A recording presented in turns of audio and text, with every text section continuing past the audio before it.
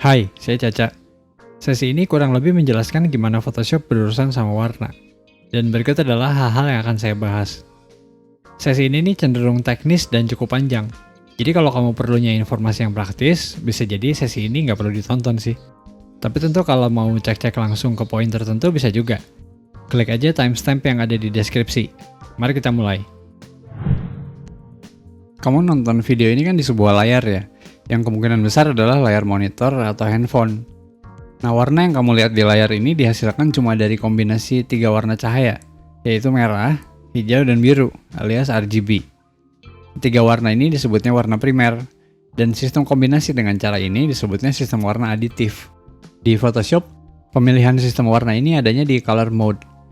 Mode warna yang relatif paling umum untuk pengeditan foto sehari-hari ya tentu adalah RGB ya. Sama dengan mode warna layar yang sedang kamu lihat sekarang. Di mode RGB ini, informasi masing-masing warna merah, hijau, dan biru itu disimpannya dalam satu tempat khusus, namanya channel. Jadi berarti ada channel merah, hijau, dan biru. Ambil contoh merah. Gimana cara merah nyimpan info berbagai jenis warna merah? Kan ada yang merah pekat, ada yang nggak terlalu pekat, ada yang gelap. Untuk menjelaskan macam-macam warna merah ini, saya akan pakai istilah nilai. Nilainya dari yang paling kecil yaitu 0 sampai paling besar yaitu 255. Nah, kenapa cuma ada 256 nilai? Kan warna ada banyak. Betul. Tapi ternyata 256 itu relatif udah cukup. Karena ini kita baru ngomongin merah ya. Masih ada 256 nilai hijau dan 256 nilai biru. Jadi total warnanya ya dikaliin aja. 256 kali 256 kali 256. 16.777 dan 216 warna. Ini istilahnya true color. Oh ya, 256 nilai ini ada istilahnya juga, yaitu 8 bit. Makanya kalau kita lihat di sebuah foto, ada RGB 8. Itu maksudnya masing-masing warna merah, hijau, dan biru ini punya 256 nilai. Selain 8 bit, di Photoshop ada juga 16 bit RGB. Artinya masing-masing nilai RGB ini punya 65.536 kemungkinan. Jadi total berarti ada 281 triliun warna. Lalu ada juga 32 bit. Jadi satu warna punya 4,2 juta kemungkinan. Totalnya ya banyak banget. Tapi mode 16 bit dan 32 bit ini nggak seumum yang 8 bit. Jadi saya akan bahasnya yang 8 bit aja. Dan sekarang kita kembali ke 256 tadi. Nah, kalau kamu bertanya-tanya kenapa 256 nilai tapi di sini cuma sampai 255? Karena kita mulai ngitungnya itu dari 0 ya, bukan dari 1. Nah, untuk mulai saya nggak akan langsung pakai 256 nilai. Tapi saya pakai ilustrasi dua kotak ini. Katakanlah nilainya 0 dan 1. Jadi cuma ada gelap banget dan terang banget. Sekarang di antara dua kotak ini saya tambahin lagi 3 nilai. Jadi totalnya ada 5 kotak. Dengan gini, jadi ada yang bernilai 0 alias gelap banget, 0,25 yaitu agak gelap, 0,5 itu persis di tengah-tengah, 0,75 yang agak terang, dan yang nilainya 1 alias terang maksimum. Lalu sekarang kalau totalnya mau ada 256 kotak. Yang paling gelap itu 0 dan yang paling terang itu 255. Berarti di antara mereka berdua ini kan mesti ada 254 nilai kan ya? Jadinya gimana? Jadinya seperti ini. Ini kelihatannya gradasi halus karena kita nggak bisa lihat aja batas jelas perbedaan satu nilai dengan nilai lain di sebelahnya. Coba aja lihat ini. Dari area ini apa yang kamu lihat? Saya sih lihatnya ini satu warna merah doang ya. Padahal sebetulnya ini tuh ada 10 nilai, yaitu dari 200 sampai 210. Bisa dilihat ya di panel info ketika saya geser nilai merahnya ini berubah. Semoga jadi lebih jelas ya kenapa 256 nilai warna itu relatif udah cukup. Sekarang saya mau nunjukin gimana caranya kita bisa dapat warna lain dari cuma 3 warna utama atau warna primer, yaitu merah, hijau, dan biru. Ketika merah ketemu hijau, jadinya bisa dilihat ya di irisannya muncul warna kuning. Lalu merah ketemu biru, muncul magenta. Hijau ketemu biru, jadinya cyan. Nah, kalau tiga-tiganya beririsan, jadinya putih. Kita juga bisa lihat di panel info, warna kuning yang adalah campuran merah dan hijau ini nilai merah dan hijaunya sama-sama maksimum, yaitu 255. Tapi nilai birunya 0. Sementara magenta, yang adalah campuran merah dan biru, kelihatan nilai merah dan birunya 255. Demikian pula untuk cyan, nilai hijau dan birunya yang maksimum. Dari sini berarti bisa dibilang, cyan ini adalah kebalikannya merah, kuning adalah kebalikannya biru, dan magenta adalah kebalikannya hijau. Jadi ketika kita lagi pakai mode RGB di Photoshop ya prinsipnya selalu gini. Contohnya di layer adjustment color balance. Kelihatan jelas banget ya dari slider-slidernya. Foto ini kan birunya dominan. Saya geser slider yellow blue mentok ke yellow, kelihatan langsung dominasi warna birunya berkurang, berubah jadi lebih kuning. Nah sekarang kita kembali ke urusan channel. Saya munculin panel channel dan dari sini kita bisa lihat ada channel merah, hijau, dan biru. Lalu di paling atas itu disebutnya composite, alias gabungan dari ketiga channel ini. Ketika saya klik channel merah, dan kita bisa lihat di canvas ya, tampilannya berubah jadi hitam putih gini. Lalu warna biru, cyan, dan hijau hilang. Nah kenapa bisa hilang? Perhatiin aja nilai merahnya. Di ketiga warna ini nilai merahnya 0, jadi ya nggak muncul. Sekarang saya klik channel hijau. Yang muncul di kanvas cuma warna yang ada warna hijaunya. Dan hal yang sama berlaku pula di channel biru. Kalau kamu bertanya-tanya kenapa tampilannya jadi hitam putih, ingat aja, nilai 0 sampai 255 yang sebelumnya saya bahas. Misalnya di channel merah. Photoshop ini udah tahu ini merah. Yang dia perlu itu di warna merah ini ada nilai apa aja. Nah, semua nilai warna yang sekarang ada di sini nih cuma nilai yang paling tinggi, yaitu 255. Karena itu juga lah ketika channelnya saya ganti-ganti, keterangan berupa tulisan-tulisan warna putih ini tetap ada. Ingat, putih itu terbentuk dari merah, hijau, dan biru di nilai maksimum. Jadi gimana kalau nilainya nggak maksimum 255? Tentu ya tampilannya nggak putih. Untuk nunjukin, saya akan campur dulu warna-warna yang sekarang udah ada. Yaitu kalau merah dicampur kuning, kuning dicampur hijau, dan seterusnya. Hasilnya seperti ini. Orange itu adalah merah dicampur kuning. Bisa dilihat ya di panel info, nilai hijaunya 128. Kenapa kayak gitu? Karena kuning itu kan campuran juga. Jadi begitu dia ketemu merah, berkurang deh nilai hijaunya. Sebaliknya, kalau kita lihat chartreuse, merahnya nggak sekuat di orange, tapi hijaunya yang dominan. Nah sekarang mari kita lihat seperti apa jadinya di channel merah. Chartreuse ini jadi abu-abu, karena yang merahnya nggak 255. Orange, yang merahnya 255 tetap putih. Dari sini tentu kalau kita lihat di channel hijau yang terjadi adalah sebaliknya. Orange jadi abu-abu dan chartreuse jadi putih. Sementara untuk 4 warna hasil percampuran yang terakhir tadi pun nasibnya sama juga. Ketika nilai merah, hijau, dan birunya nggak maksimum, ya akan jadi abu-abu. Jadi kalau sekarang saya bikin 256 nilai untuk masing-masing warna primer seperti ini, ketika saya pilih channel merah kelihatan ya, jadi hitam putih. Sementara dua warna primer lainnya hitam. Karena kan Photoshop nggak butuh warnanya, cuma butuh nilainya. Jadi soalnya di sini Photoshop bilang, ya hitam lah, kan dua warna ini nggak ada nilai merah sama sekali. Sekarang kita kembali lihat di foto. Foto ini warna dominannya cyan ya kalau dilihat sepintas. Dan ingat, cyan itu kebalikannya merah. Maka di area langit ini nilai merahnya akan kecil alias gelap kalau di channel. Mari kita lihat di channel merah. Abu-abu yang cukup gelap ya. Tentu nggak hitam. Karena masih terang, alias masih ada putih. Dan putih itu kan gabungan semua warna. Artinya kalau cyannya ini saya bikin lebih kuat dengan naikin saturasinya, lalu kita lihat sekarang di channel merah. Baru deh, sekarang dia jadi hitam di bagian-bagian tertentu. Terus apa dong kalau udah tahu wujud dari masing-masing channel warna? Nah, salah satu penggunaan channel warna yang cukup umum adalah untuk bikin seleksi secara otomatis. Biasanya untuk bikin seleksi yang rumit, tapi cenderung sewarna dan kontras dengan sekitarnya. Contohnya kayak seleksi pohon. Tentu kita bisa pakai cara lain sih. Tapi berhubung lagi ngomongin channel, jadi ya sekarang pakainya channel. Saya ingin milih channel yang bagian pohonnya paling kontras dengan langit di belakangnya.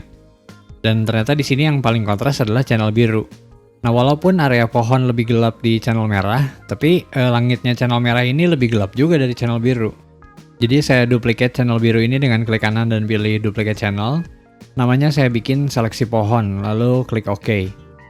Yang selanjutnya perlu saya lakukan adalah mempertinggi kontras di area pohon ini, supaya lebih terpisah dari langit di belakangnya. Ingat soal 256 nilai yang tadi ya, hitam nggak kelihatan, putih kelihatan. Jadi saya munculkan adjustment curves dengan menekan dan menahan shortcutnya yaitu Ctrl M. Lalu saya atur nilai curvesnya supaya jadi makin kontras. Di sini area selain perbatasan pohon dan langit, kayak jalan, lalu bukit yang di bawah ini bisa diabaikan dulu, karena nanti akan diatur manual. Kurang lebihnya seperti ini, lalu saya klik OK. Selanjutnya saya pakai brush tool dan blend mode-nya ganti jadi overlay. Pastikan aja warna foreground dan background-nya default, yaitu hitam dan putih. Nah sekarang yang perlu saya lakukan adalah bikin perbatasannya kontras secara manual. Area yang gelap akan saya bikin jadi hitam, yang terang jadi putih. Bisa dilihat ya, saya cuma brush area-area pinggirannya aja. Nah sekarang untuk area yang selain perbatasan, saya bikin seleksi pakai lasso tool. Lalu tekan Alt dan Backspace di keyboard untuk mengisi area seleksi ini dengan warna foreground alias warna hitam. Dan saya lakukan hal yang sama untuk area langit. Saya bikin seleksi, lalu tekan Ctrl Backspace untuk mengisi dengan warna background, yaitu putih. Nah sekarang kalau saya zoom in, kelihatan ya, masih sedikit abu-abu di beberapa area. Jadi belum benar-benar hitam putih. Maka saya munculkan lagi curves, lalu naikin lagi kontrasnya. Dan ingat ya lagi-lagi, putih kelihatan dan hitam nggak kelihatan. Nah kenapa area langitnya yang saya bikin jadi putih? Karena kan yang mau diganti langitnya. Kalau yang mau diganti adalah kebalikannya, berarti channel seleksi ini cukup dibalik aja. Caranya dengan tekan Ctrl dan I di keyboard. Saya tekan sekali lagi Ctrl I ya untuk balikin lagi. Sekarang kalau saya klik icon matanya composite, jadi kelihatan area yang bukan langit ada warna merah. Ini nih istilahnya Ruby Leaf Overlay. Ruby Leaf Overlay ini semacam memperingatkan, di channel yang terpilih, area dengan warna merah ini nggak akan kelihatan loh. Tapi berhubung di kasus ini memang tujuannya itu ya oke-oke aja. Langkah selanjutnya berarti bikin area seleksi dari channel ini. Nah untuk melakukannya ini ada dua cara. Pertama dengan cukup klik tombol Load as Selection ini, di bagian bawah channel panel ya, muncul deh si semut garis-garis ini, yang menandakan lagi ada seleksi aktif, di area yang putih alias yang kelihatan. Cara yang kedua adalah dengan cukup tekan dan tahan tombol Ctrl di keyboard, lalu klik thumbnail channelnya. Selanjutnya saya pilih layer foto yang mau jadi pengganti langit. Lalu klik deh tombol Add Layer Mask di bagian bawah layar panel. Dan jadi deh. Nah enaknya pakai channel adalah, seleksian yang barusan dibikin ini tetap ada. Dan dalam bentuk channel ya tentunya. Jadi misal saya mau nambahin foto yang kedua, ya tinggal lakukan aja proses yang sama. Ctrl klik di thumbnail channelnya, lalu pilih layer fotonya dan klik tombol Add Layer Mask. Selanjutnya tentu tinggal mempercantik aja. Misalnya dibagi dua seperti ini. Lalu warnanya sedikit dibedain biar seolah ada dua mood yang beda. Kemungkinannya bisa banyak deh pokoknya. Cara seleksi channel seperti barusan tentu bisa juga ya dipakai untuk bikin seleksi berdasarkan warna. Saya pilih channel merah dan klik Load as Selection. Lalu saya bikin layer fill yang warna merahnya 255. Inilah isinya channel merah. Misal dari sini saya mau nurunin saturasi nilai merahnya foto ini. Cukup ulang proses barusan, tapi berarti saya perlu bikin layer adjustment hue saturation. Lalu turunin deh nilai saturasinya. Berikutnya saya mau ngomongin satu lagi jenis channel selain channel warna, yaitu alpha channel. Ini nih yang saya tunjukin di contoh ganti langit tadi, yaitu nyimpen seleksi sebagai channel. Alpha channel ini isinya bukan nilai warna, tapi nilai opacity dan transparency. Dan prinsip nilainya sama persis ya dengan channel warna, yaitu minimum 0 dan maksimum 255. Cuma ya karena informasi nilainya bukan tentang warna tapi tentang opacity dan transparency, maka nilai 0 itu berarti transparan, alias opacity-nya 0%. Sebaliknya kalau yang nilainya 255 itu jadinya nggak transparan sama sekali, alias opacity-nya 100%. Dan kalau kamu ngeh, sepanjang penjelasan tentang channel ini saya ngulang-ulang sebuah pernyataan ya, yaitu putih kelihatan, hitam nggak kelihatan. Karena ini nih berlaku juga baik untuk channel warna maupun alpha. Ada dua cara untuk bikin alpha channel. Cara pertama adalah yang saya gunakan di contoh-contoh sebelumnya, yaitu menduplikat channel warna. Tentu cara ini dipakai kalau kita perlu informasi dari channel warna ya. Jadi cukup pilih channel warna yang mau diduplikat, klik kanan dan pilih duplicate channel. Bisa juga dengan klik dan drag aja channel warnanya ke icon new channel di bagian bawah panel.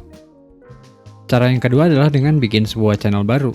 Jadi cukup klik tombol create new channel di bagian bawah panel dan terciptalah sebuah alpha channel baru. Secara default warnanya akan hitam gini ya. Nah untuk ngisi alpha channel ini kita bisa memperlakukan seolah ini adalah layer raster. Artinya bisa di brush, lalu bisa bikin seleksi lalu diisi dengan warna foreground atau background. Dan bahkan seperti yang saya tunjukin juga sebelumnya, kita bisa menerapkan beberapa adjustment di channel ini. Cuma ya ingat aja, ini tuh bukan channel warna.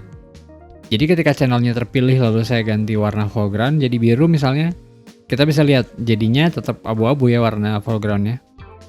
Misal kali ini saya bikin lingkaran dengan elliptical marquee tool seperti ini, lalu saya isi dengan gradasi. Nah dengan gini meskipun dokumennya ditutup sekalipun, channel ini tetap aman, ya selama nggak dihapus ya tentunya. Tapi kalau mau dihapus, cukup klik kanan aja di channelnya lalu pilih delete channel. Atau bisa juga dengan klik dan drag channelnya ke ikon tong sampah di bagian bawah panel. Dan tentu bisa juga dengan pilih channelnya lalu klik aja ikon tong sampahnya. Untuk keluar dari tampilan alpha ini, caranya cukup pilih composite di paling atas dalam panel. Oh iya, satu lagi nih soal alpha channel. Ada satu bentuk alpha channel yang unik, yaitu layer mask. Nah yang terjadi di layer mask adalah alpha channelnya itu nempel sama layer. Tapi tentang layer mask sendiri saya akan bahas di sesi sesudah ini ya. Sekarang saya mau bahas satu cara lain untuk melihat warna di Photoshop, yaitu dengan lihat komponen HSB-nya. HSB adalah singkatnya dari Hue, Saturation, dan Brightness.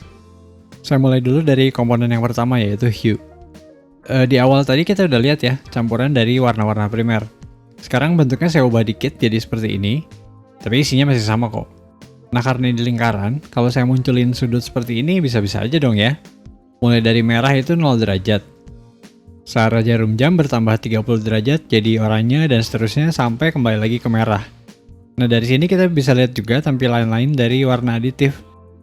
Contohnya cyan kan kebalikannya merah. Jadi cyan ini sudutnya 180 derajat dari merah. Dari Adobe Color Picker kita bisa lihat nilai hue-nya di sebelah sini. Saat ini warna yang aktif adalah merah dan cocok ya, nilai hue-nya 0 derajat. Lalu saya geser slider di sebelah kirinya ke cyan. Hue-nya jadi 180 derajat. Nah dari slider ini kita bisa lihat juga, semua warna itu cerah ceria banget. Karena bisa dilihat di bagian bawahnya hue. Saturasi dan brightness-nya ini 100% alias maksimal. Maka sekarang kita masuk ke komponen yang kedua yaitu saturation. Nah selama saturasinya 100% maka hue-nya murni. Saya pilih saturation dan slider di sampingnya berubah ya, bukan slider hue lagi. Lalu saya turunin dan warnanya kelihatan jadi lebih pucat. Mentok ke bawah jadinya putih. Jadi saturasi ini apa dong? Saturasi ini adalah tingkat kemurnian warna. Istilah lainnya adalah chroma atau intensity. Yang terjadi ketika kita turunin nilai saturasi adalah kita mengurangi kemurnian hue dengan nambahin warna putih. Maka wajar kalau saturasi 0% itu jadinya ya pucat maksimum alias putih. Komponen yang ketiga adalah brightness. Nah, brightness ini banyak aliasnya. Bisa lightness, bisa value, atau bisa juga luminosity. Tapi intinya mah sama aja, mengatur terang gelapnya sebuah hue. Dan sama seperti saturasi, brightness ini satuannya dalam persen. Sekarang saya klik brightness dan slidernya berubah lagi. Ketika slidernya saya geser, makin ke bawah jadi makin gelap. Dan kalau mentok ke bawah ya jadinya hitam. Karena ya inilah yang terjadi dengan brightness. Untuk mengurangi brightness sebuah hue itu kita nambahin hitam. Kebalikannya dari saturasi ya. Jadi beginilah pembahasan saya tentang dua cara melihat warna di Photoshop, yaitu RGB dan HSB. Dua cara ini bukan yang paling akurat, tapi sepengalaman saya pribadi udah cukup untuk keperluan sehari-hari. Terakhir saya mau bahas tentang histogram, karena rasa-rasanya belum lengkap ngomongin warna kalau belum ngomongin histogram. Jadi di setiap gambar, informasi masing-masing warna merah, hijau, dan birunya ini bisa kita lihat dalam histogram. Kalau kamu berurusan sama fotografi udah tahu lah ya yang namanya histogram. Sebagaimana kita tahu, channel itu kan nunjukin semua nilai dalam sebuah warna ya. Saya akan pakai merah untuk contoh. Lalu supaya lebih jelas saya zoom in, misalnya ke rentang antara nilai 128 sampai 137. Nah ini mungkin terdengar agak aneh ya, tapi bayangin ini adalah situasi upacara bendera. Channel cuma perlu tahu di depan kita ini ada siswa-siswi yang berdiri di nilai berapa aja. Contohnya di sini ada di nilai 128 sampai 131, juga di 134 sampai 136. Dan nggak ada yang berdiri di nilai 132, 133 sama 137. Buat channel, karena dia cuma perlu menampilkan warnanya doang, informasi segini nih udah cukup. Disinilah bedanya histogram. Kalau pixel itu diibaratkan sebagai siswa-siswi, histogram ini ngasih tahu di masing-masing nilai yang ada itu, ada berapa banyak. Dan tentu kalau dari depan nggak kelihatan ya, kita mesti lihatnya dari atas. Ceritanya kayak gini. Nah dari sini ketahuan, oh ternyata jumlah paling banyak itu ada di 128, menurun sampai ke 131, lalu untuk 134 sampai 136 jumlahnya sama. Sekarang saya zoom out supaya kita bisa lihat nilai 0 sampai 255 dan masukin histogram yang beneran. Nah, dari yang udah-udah kan kita udah tahu ya, semakin dekat ke 0 itu berarti semakin gelap. Dan sebaliknya, makin dekat ke 255 makin terang. Area nilai yang cenderung gelap ini disebutnya shadow.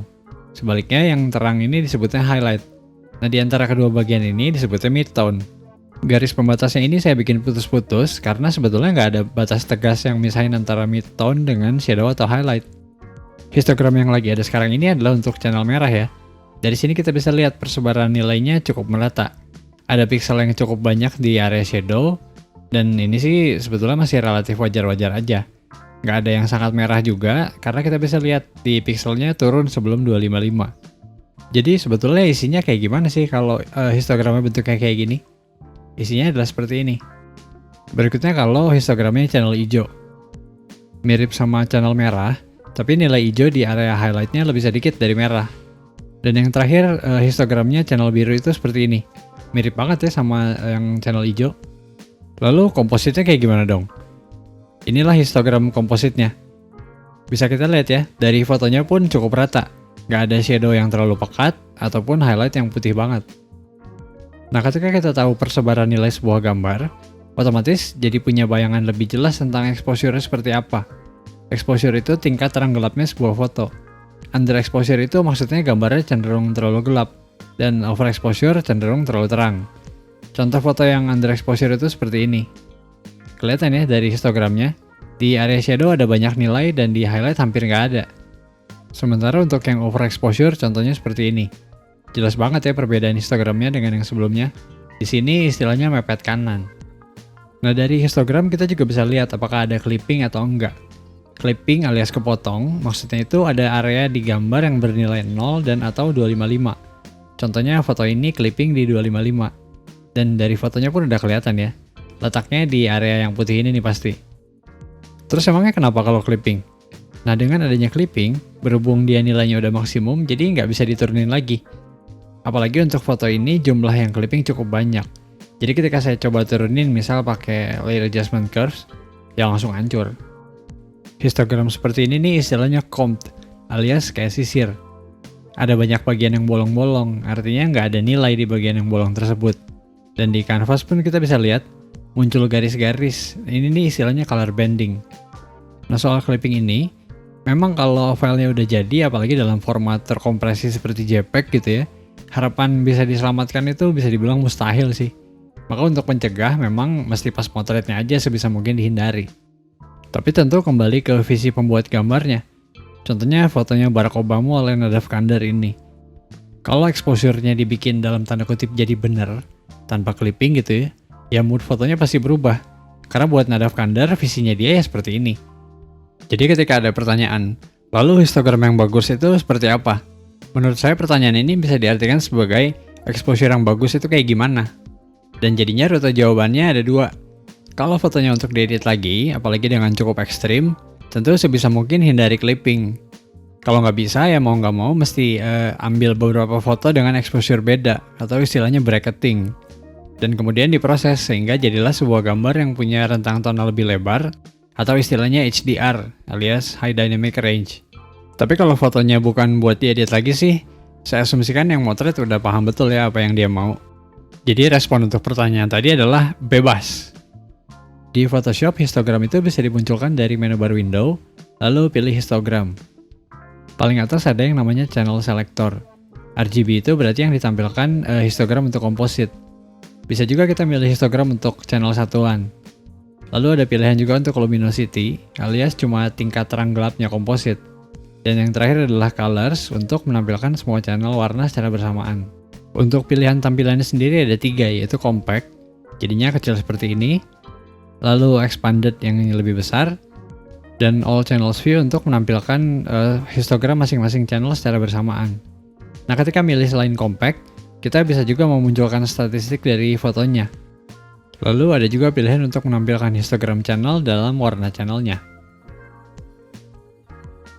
Kalau di satu dokumen itu ada lebih dari satu layer, di bagian source ini kita bisa milih. Yang mau ditampilkan itu histogram untuk seluruh gambar, yaitu yang pilihan entire image ya, atau hanya mau layer yang terpilih aja. Untuk pilihan yang terakhir yaitu adjustment composite ini bisa dipilih hanya kalau yang terpilih itu adalah sebuah layer adjustment. Jadi histogram yang ditampilkan adalah komposit yang dipengaruhi oleh layer adjustment yang terpilih tersebut. Lalu ada satu bagian kecil yang penting, yaitu tombol refresh. Fungsinya ini untuk melakukan refresh tampilan histogram. Kalau ada perubahan, misalnya saya bikin perubahan nilai curve, di histogramnya bisa dilihat muncul tanda seru ya. Maksudnya ini histogram ini belum diupdate. Ketika saya klik refresh, ke-update deh bentuk histogramnya. Jadi begitulah kira-kira tentang cara Photoshop berurusan sama informasi warna. Ini saya udah berusaha sengebut mungkin dan pasti masih banyak yang bolong-bolong penjelasannya. Jadi semoga ada pertanyaan atau koreksi ya. Kalau pertanyaan dan koreksinya panjang, silahkan kirim email aja ke caca.photoshop@gmail.com. Terima kasih sudah menonton dan sampai jumpa di video yang lain.